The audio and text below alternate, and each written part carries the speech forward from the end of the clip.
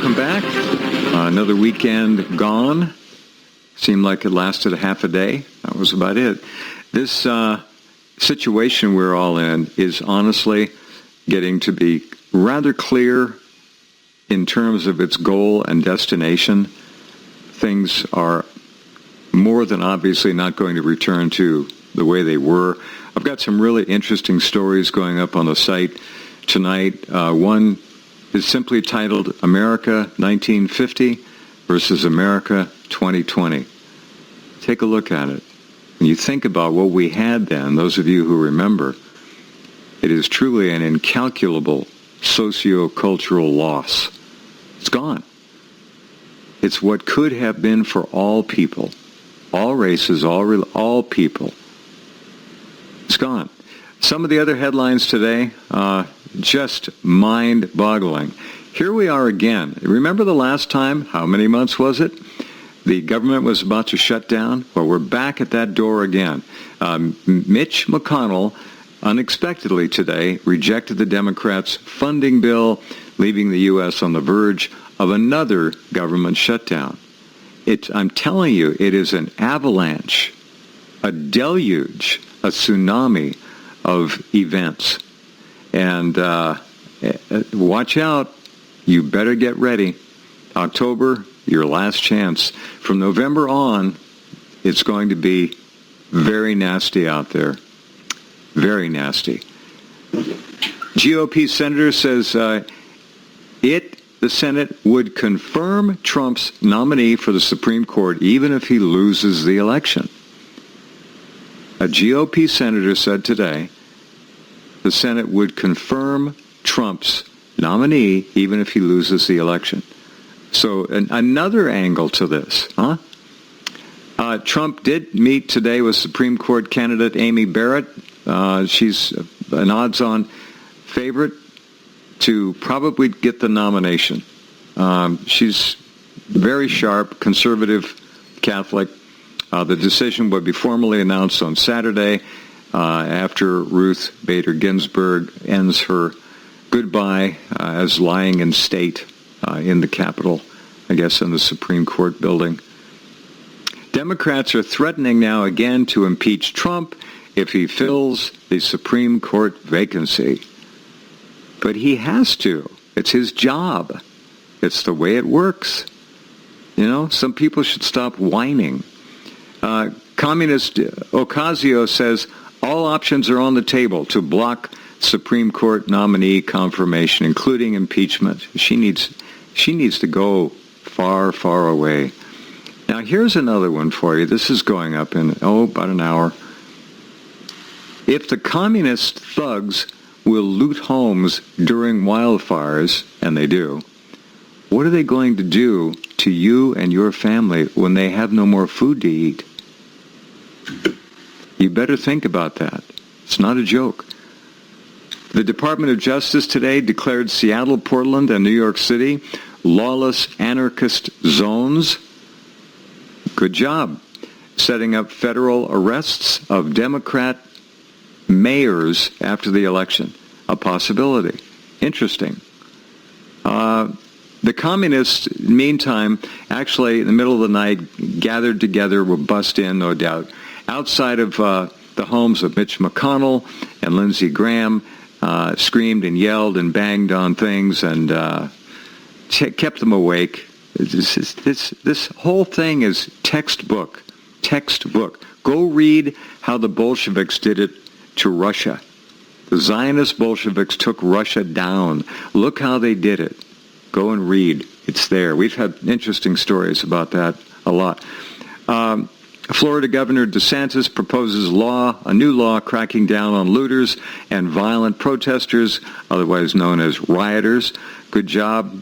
Protesters in Philadelphia chase down and beat random citizens for being Nazis. I'm telling you, it's going to get worse, and this is really bad. Donald Jeffries is back with us this first hour tonight. Hello, my friend. How was your weekend? Okay, Jeff. How you doing? Thanks for having me on. It's always good to be here. Yeah, it's always great to hear a spirit who is very articulate and able to pull things together like you do. Donald's new book is called Bullyocracy, and it's well worth a read. It's an excellent book. He is a gifted observer, as all of you who listen regularly know. Your next book, I guess, you wrote to me today and said that your book on the plandemic, your publisher doesn't want it, or something like that. Yeah, well, my primary publisher, they kind of gave me a pseudo green light on it, and that's why I was writing it. Unlike most of my stuff, I've, Jeff, I've kind of made a career out of doing things to not make the optimal amount of money out of it. I don't, and so normally I just kind of take my time and try to construct a thorough product and, something I'm proud of. But in this case, I wanted to kind of strike while the iron was hot. So they liked that idea, and so I was trying to write it fast and get it out there while interest in the subject is great. But they ended up backing off. So I'm going to have to pursue. Well, hold on. Do they know something? No, I think they just, because certainly what they published by me is very controversial. So, I mean, they backed off on my book about showbiz, too. It's probably the least controversial thing I've written. I've been lucky that I've gotten 5 books published. I know lots of people. I know lots of writers. Tens of thousands of writers never even get looked at. 100,000. Who knows? Yeah, so I've already beaten the odds, and I know, really good writers. One of the guys that I was, so much of this is luck. So much in life is luck, and people don't like to admit that. But so much is just being in the right place at the right time, having the right person open the door for you. And I just happened to get an email from a guy named Alexander Thoreau several years back. And that was my novel, The Unreals, which, not very many people read. But, it was in libraries. And so he happened to be at a library book sale in Cape Cod, where he lives in probably his very expensive home. He's a former Harvard professor. He's written several books. His book, Darkenville's Cat, was named one of the 50 greatest novels of the 20th century by Anthony Burgess, who wrote A Clockwork Orange, of course. So this is, and his nephew is Justin Thoreau, who is married to Jennifer Aniston. So he has all these connections. I didn't know who he was, but he just wrote to me and told me how much he loved the book. He saw it at a library book sale and, compared me to Voltaire and so forth. So that's the kind of things where, you get your books out there. That's nice. That's real nice. You got to hold on to that. That's a great compliment.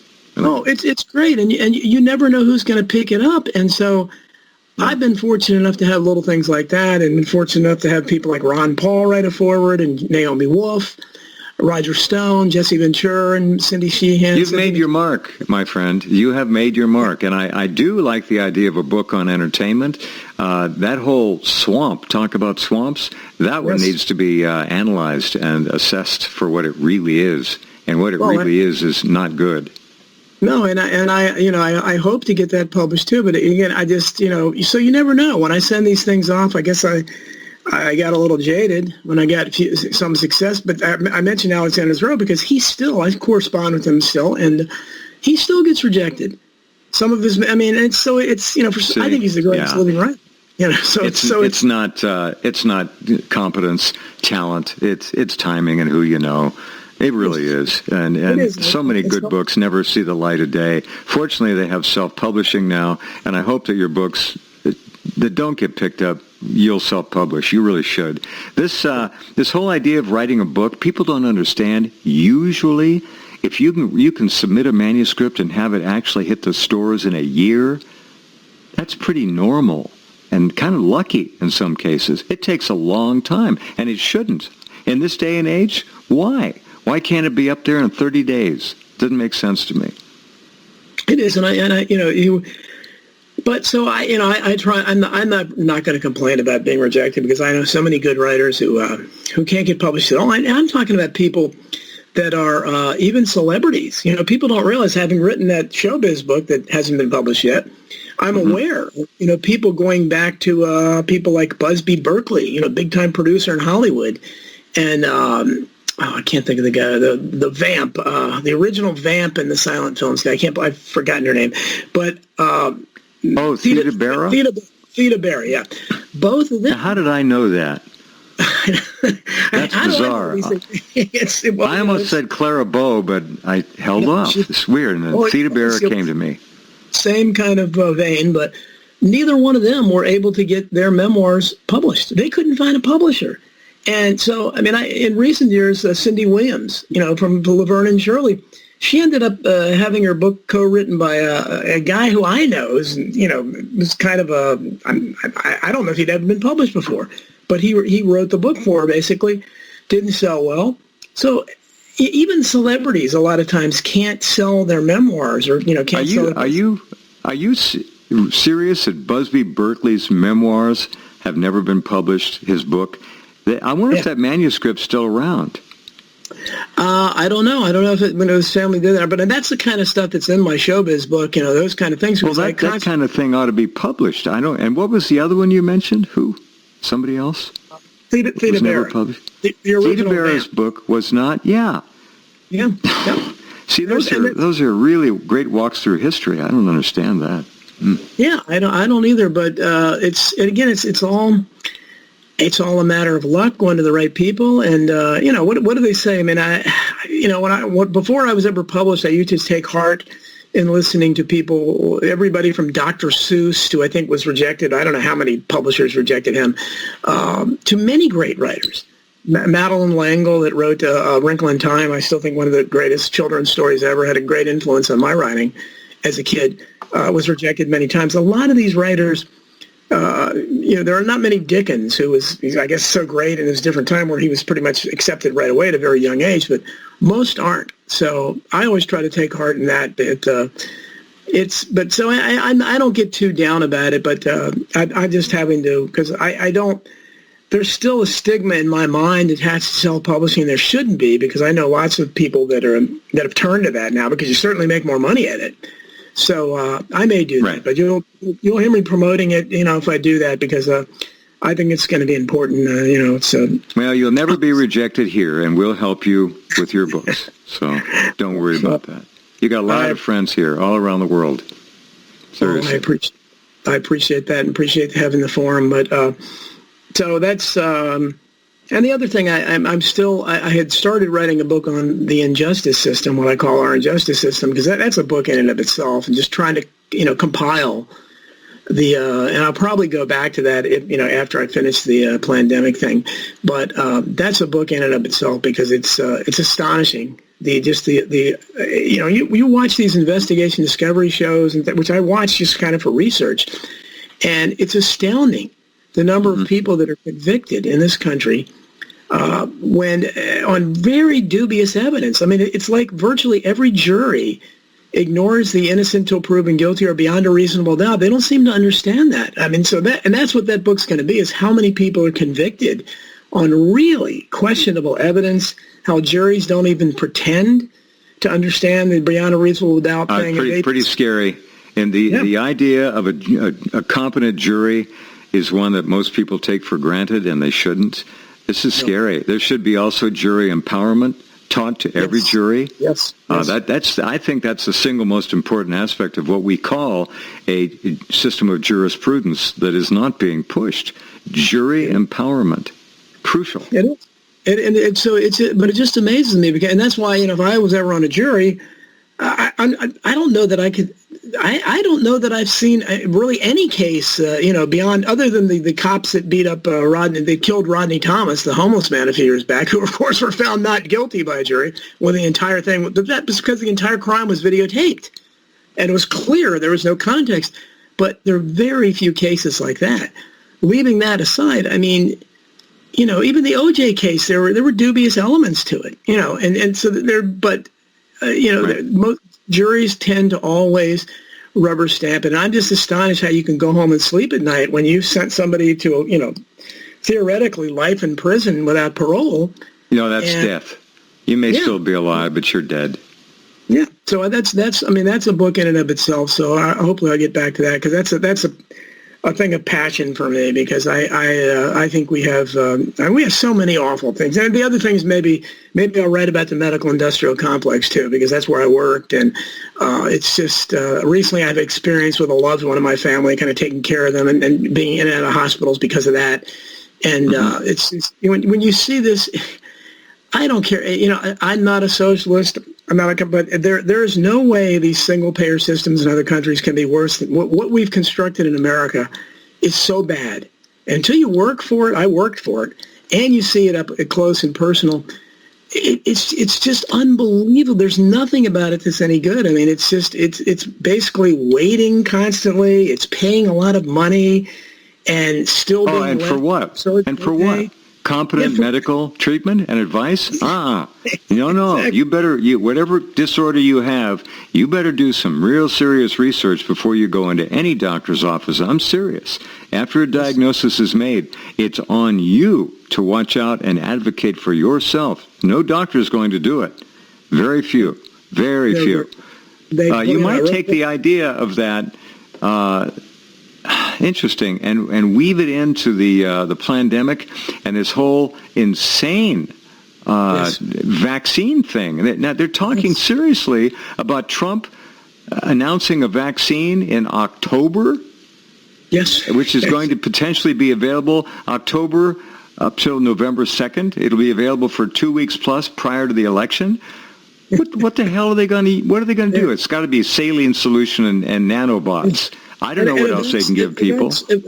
A vaccine, as they're saying, what is the vaccine going to do for a virus where there's a 99.7% cure rate or whatever? I mean, exactly what that's going to do. It's the same thing with the flu. I mean, we've had the flu vaccine for how long? And it hasn't had any impact at all on flu statistics.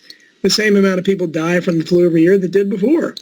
And there's evidence that the flu vaccine can cause more problems that it solves, but people are just, again, Americans are just, every day I lose more places. Sheep.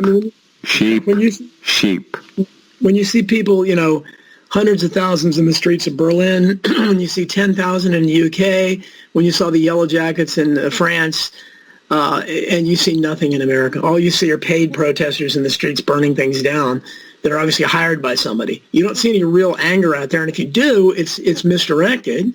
It's not directed at the right place. It's trying to cause division and just blaming absurd things like, white privilege and, unquantifiable things, even if true, they're blaming a thing.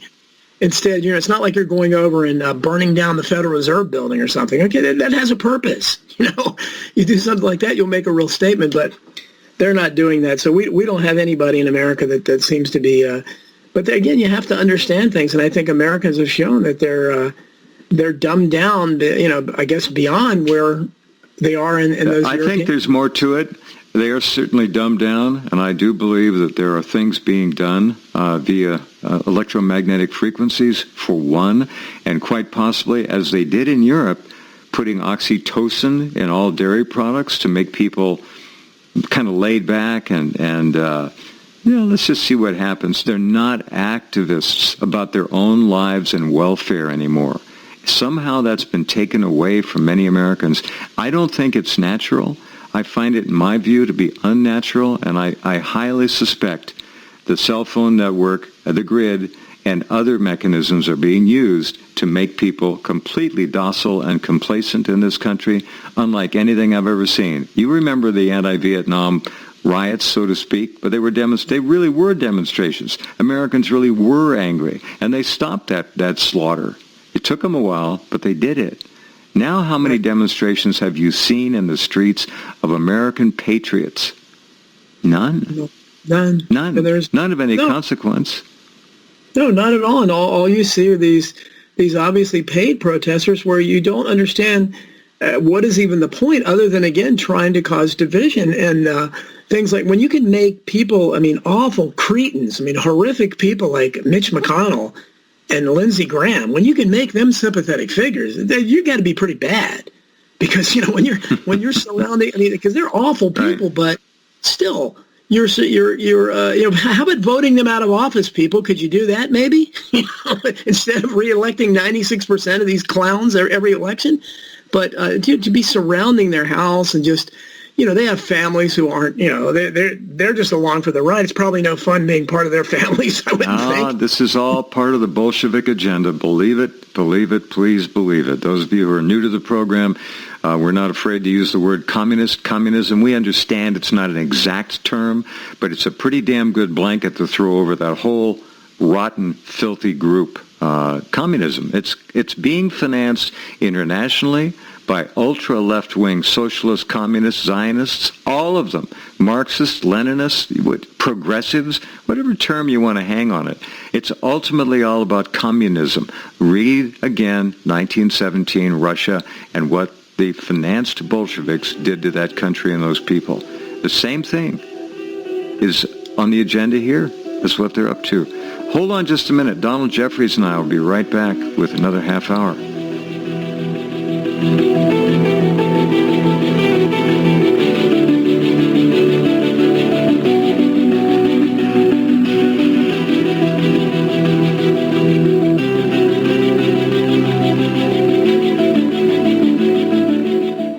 Okay.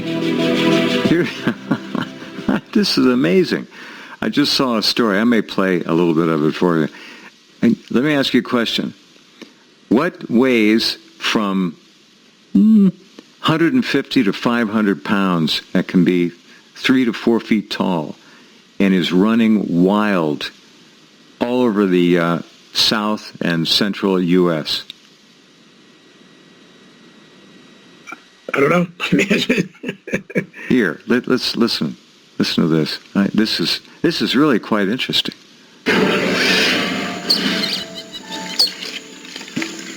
Fort Worth. A series of unprovoked wild pig attacks horrifies residents. A woman and her dog are chased and terrorized on a desolate road, while a wildlife photographer is suddenly confronted by an aggressive pig and has to defend himself with his tripod. A jogger is out for her daily run when out of nowhere, a boar comes hurtling toward her.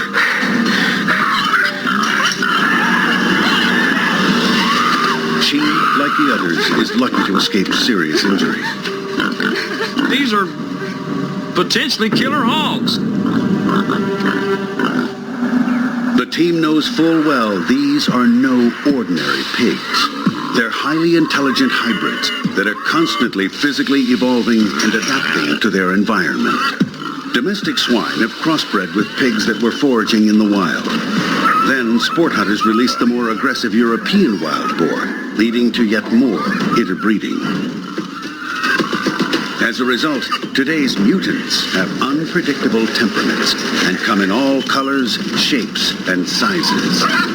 Males have also developed a shield of bone up to 2 inches thick around their shoulders, which offers some protection from a bullet. 37 years ago, I trapped the first hogs I've ever trapped. There were hogs here, but they weren't in great abundance. I mean, you sort of had to look for them. They were here. But in the last 15 years, they're everywhere. It's like an explosion. Officially, there are 2.5 million wild pigs in Texas, although some experts believe the real number could now be double that. There you go. You want to do an overlay with Washington, D.C. and politicians? Wow, that's, boy, it almost sounds like an Onion story, but I guess... There are 9 million. They estimate at least 9 million loose, feral hogs, some of them weighing over 500-600 pounds. They're huge, monsters, and they're running wild, just like in D.C.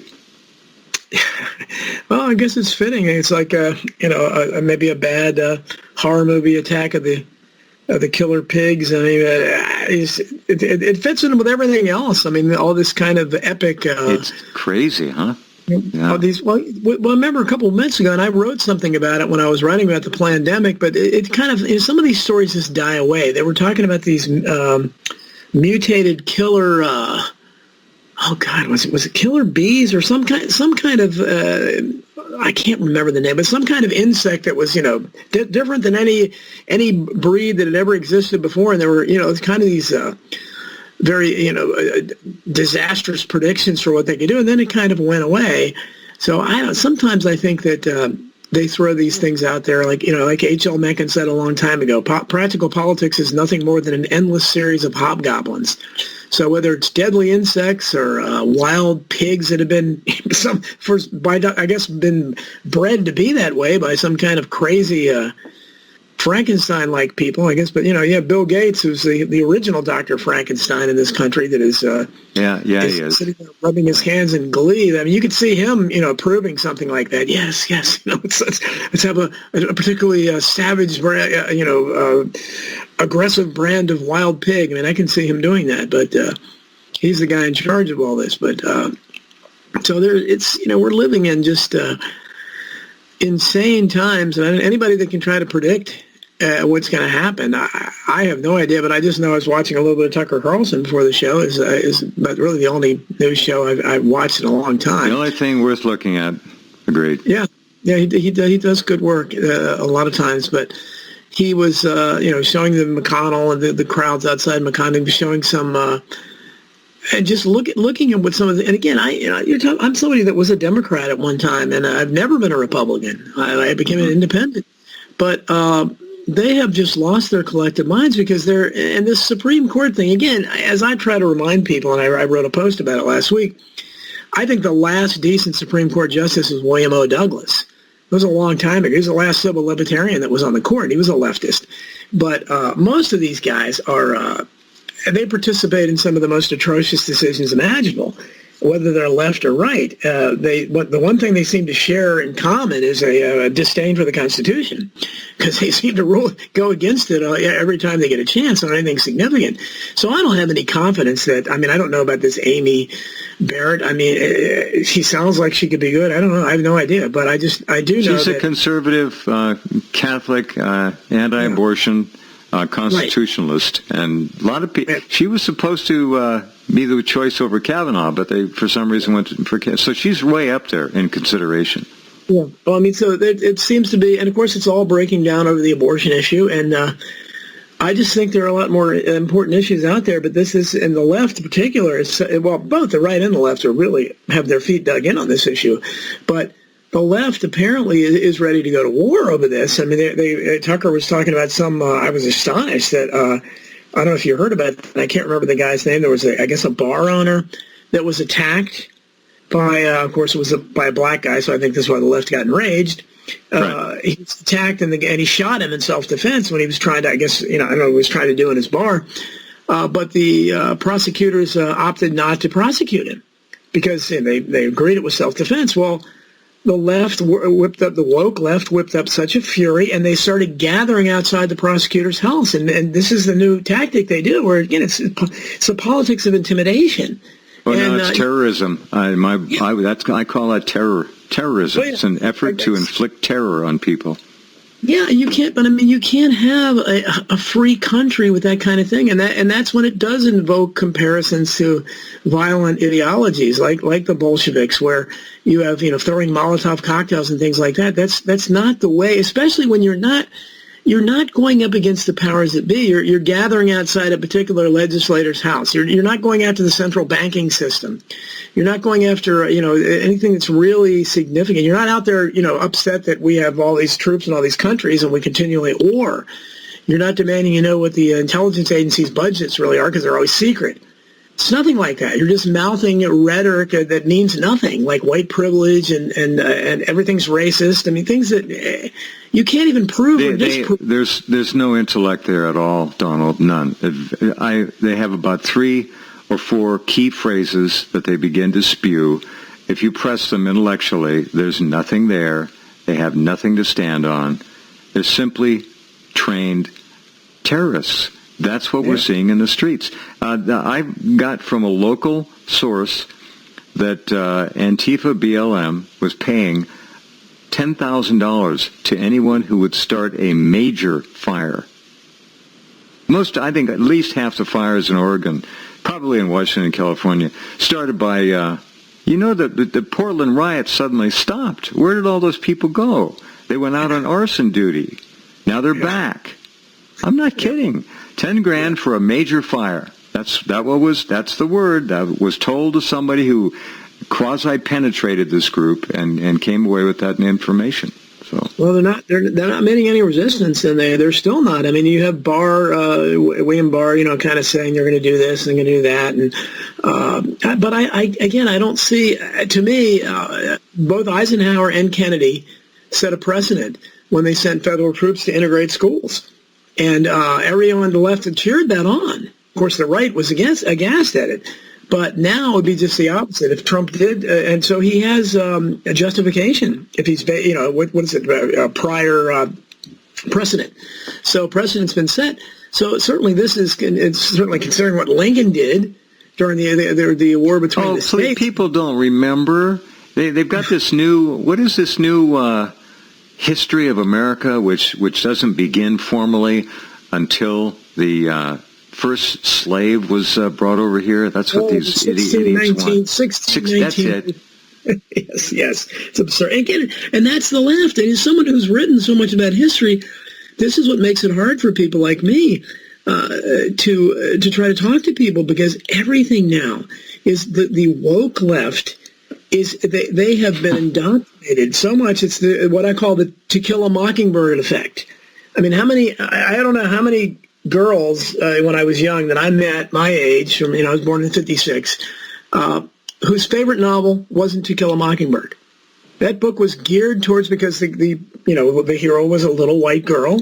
It was, and again, it was a nice piece of work, probably written by Truman Capote, although it was accredited to Harper Lee. That's the story. Because Harper Lee mysteriously never wrote another novel for decades until right before. How'd they come up with Capote? How'd they come up with that angle? They were very good friends. Well, they were both very good. They were very good friends, and because Capote was a great writer, and Harper Lee never wrote anything else until the end of her life. And so, I mean, and as a writer, I can't see if I had a novel that was as successful as To Kill a Mockingbird. You can bet, first of all, the publishers would have been beating down my doors with big contracts, and I would have been inspired to write a lot more. So that just doesn't, it doesn't pass the smell test. But regardless, that was something that had a huge impact on my generation of kids, and that were a little older than me as well. And so I call it that effect, and that's when people began to immerse themselves in this black victimization. I'm talking about white people. And you're seeing that now out there with the Black Lives Matter movement, which is largely white. And you have these crazy... And let's further define that. The great majority of the largely white numbers of the BLM and Antifa, but particularly BLM, are Generation Z, 25 years and under, or very close to that. Bottom end of the millennial group, let's say 30 and under, but it's your mid-20s and under. That's your primary group. And that's what communists have always targeted. They want young people who are still ideal, who are not set in their ways. They have no wisdom. So they prime them with these fake ideologies. We've got enough money to give people everything, and it's going to be a utopia. It doesn't work that way. Never will, never has. And these are the people that were in school, were indoctrinated into this absurd pseudo-history, Mick history. I call it Mick history. It's fast food history. That just talks about everything is viewed through the prism of today's politically correct world. And, of course, that revolves because they can't really try to sell us too much on that. Let me take that a little further. What is politically correct? It's what people feel that they should honor and obey and stay in lockstep with, all right? And ultimately, what's beneath that, though, is fear. Fear of not being acceptable. Fear of being out of step. Fear. I'm telling you, everyone, again, this is a fear-based culture at this point, and it's tragic. And if you, the whole concept of political correctness is runs counter to a free society, because that means if there's something... Thank you. It's the antithesis of a free society. Exactly. And people don't realize, I mean, I'm the only one that talks about this kind of stuff, I think.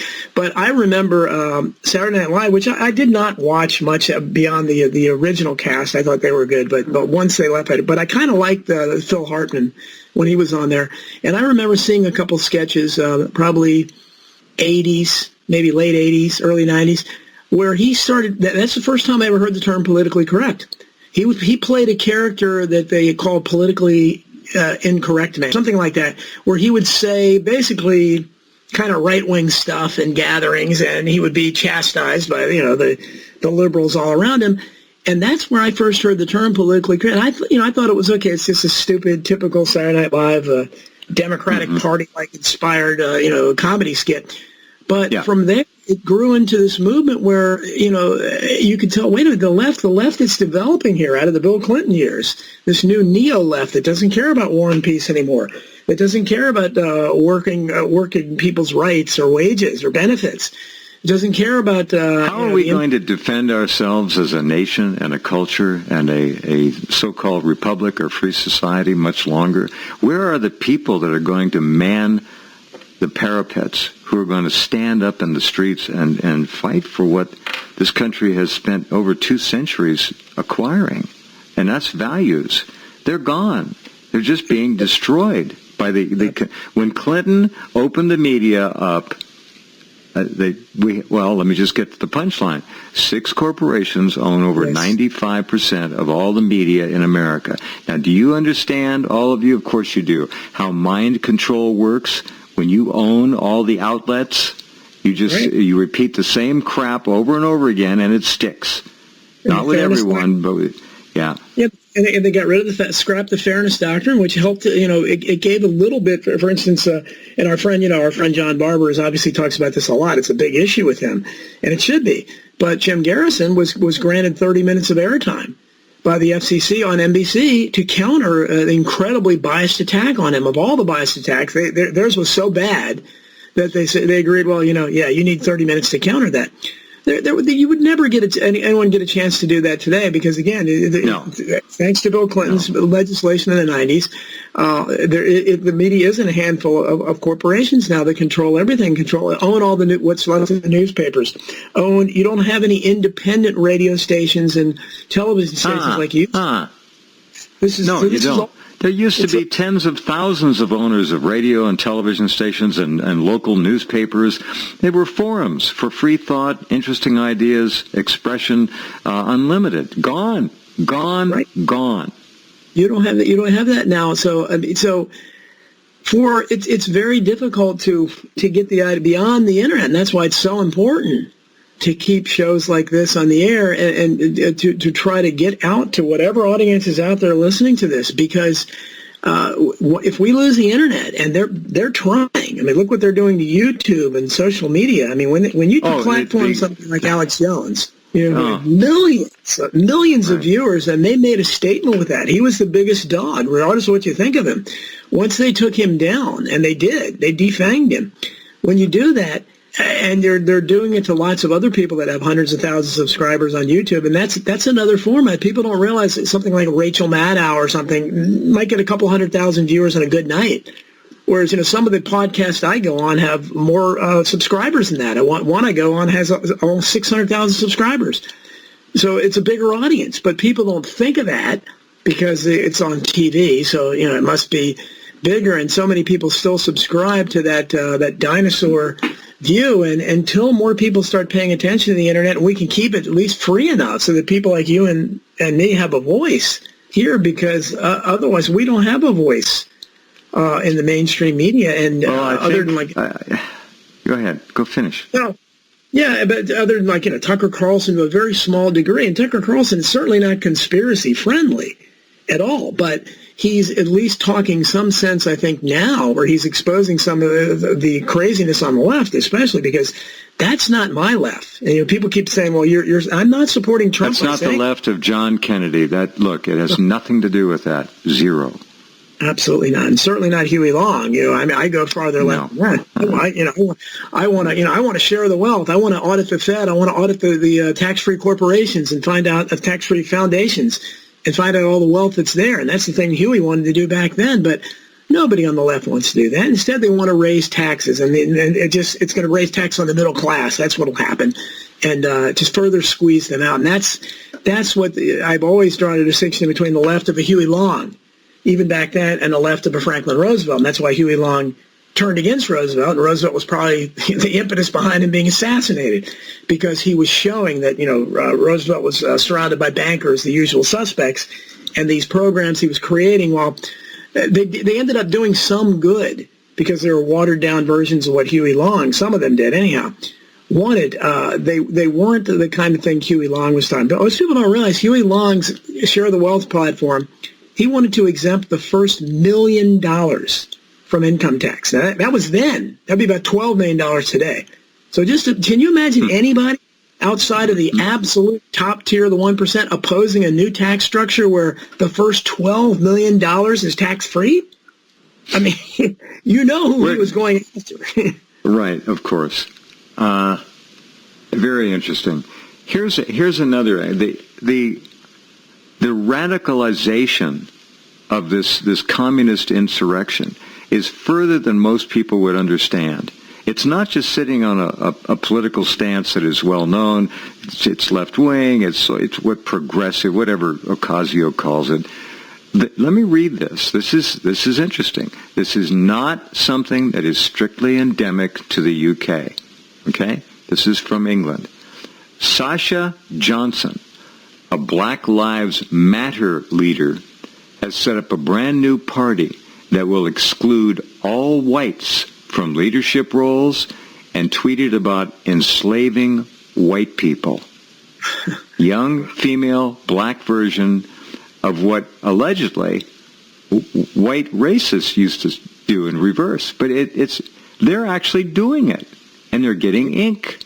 They're getting in the media with this crap. I've been predicting this because that's the next logical step. Because I mean, already today's left has mimicked what we saw from the right in the 50s, the worst of the right, when some careers were ruined and you had blacklisting and everybody. That's right. That's correct. You're right. 100% right.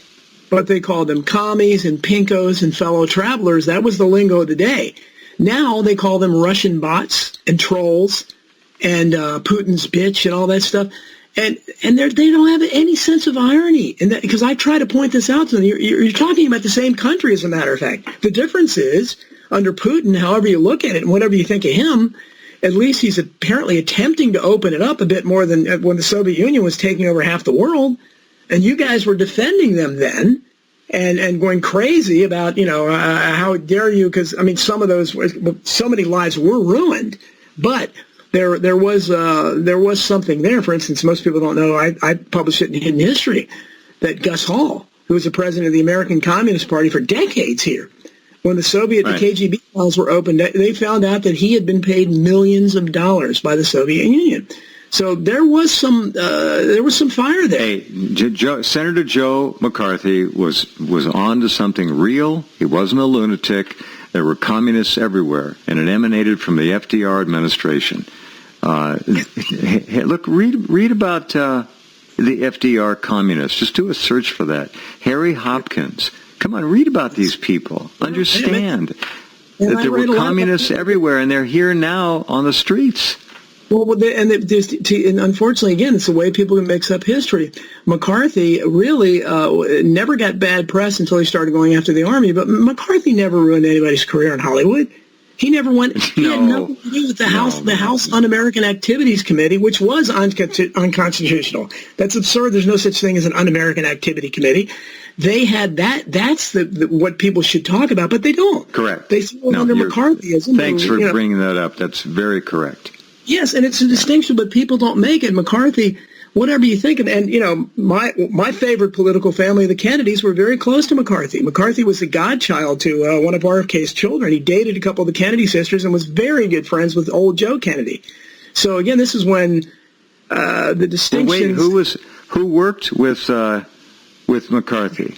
Roy Cohn and Bobby Kennedy. Right, Roy, and I believe Roy Cohn, who later, of course, was associated with Trump. I believe he was, kind of a mafia-tinged guy, and I believe he was what we've seen the elite do for so long. I believe they planted him in there on his staff to turn him in the wrong direction. Easily done. Yeah. Yes, but McCarthy, however you do, the guy died. He went into Bethesda Naval Hospital at age 49 with a knee injury or knee problem. Yeah. He died 2 days later, and they didn't do an autopsy. So. You do the math there. They kill people all the time, and I keep repeating that. You know who they are. They kill people all the time. You get in the way, they'll kill you. And they tried it with me 5 years ago, and there was some kind of intervention, or I wouldn't be here now. It's just the truth. And if Tucker is removed from Fox, that will really be, I think, the beginning of the death knell